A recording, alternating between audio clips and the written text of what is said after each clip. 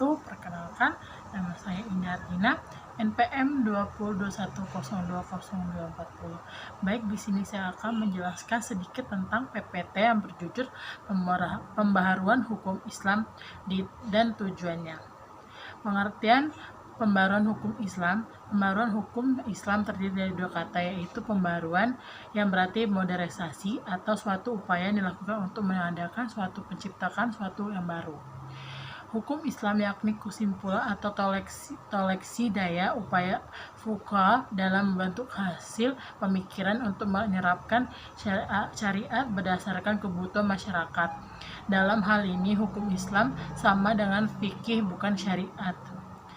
Pembaruan hukum Islam berarti gerakan ijtihad untuk menetapkan ketentuan hukum yang mampu menjawab permasalahan dan perkembangan baru yang ditimbulkan oleh kemajuan ilmu pengetahuan dan teknologi modern. Baik menetapkan hukum terhadap masalah baru untuk menggantikan ketentuan hukum lama yang tidak sesuai lagi dengan keadaan dan kemaslahatan manusia masa sekarang. Yang dimaksud dengan ketentuan hukum di sini adalah ketentuan hukum Islam kategori fikih yang merupakan hasil ijtihad para ulama, bukan ketentuan hukum Islam kategori syariat. Pengertian ijtihad. Ijtihad adalah salah satu wacana dalam pembaruan secara etimologi. Ijtihad adalah mengarahkan seluruh kemampuan dan usaha dalam mencari hukum syariat.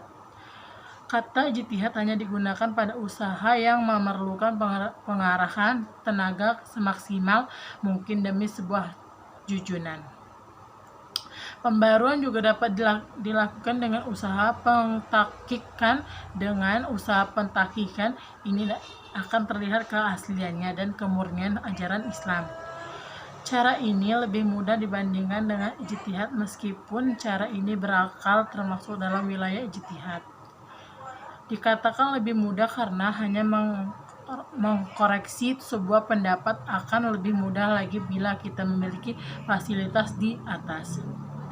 Gerakan mendobrak taklid dan menghidupkan kembali ijtihad untuk mengembangkan hukum Islam tersebut gerakan pembaruan hukum Islam, sebab gerakan itu untuk menetapkan ketentuan hukum yang mampu menjawab permasalahan dan perkembangan baru ditimbulkan oleh kemajuan ilmu pengetahuan dan teknologi modern.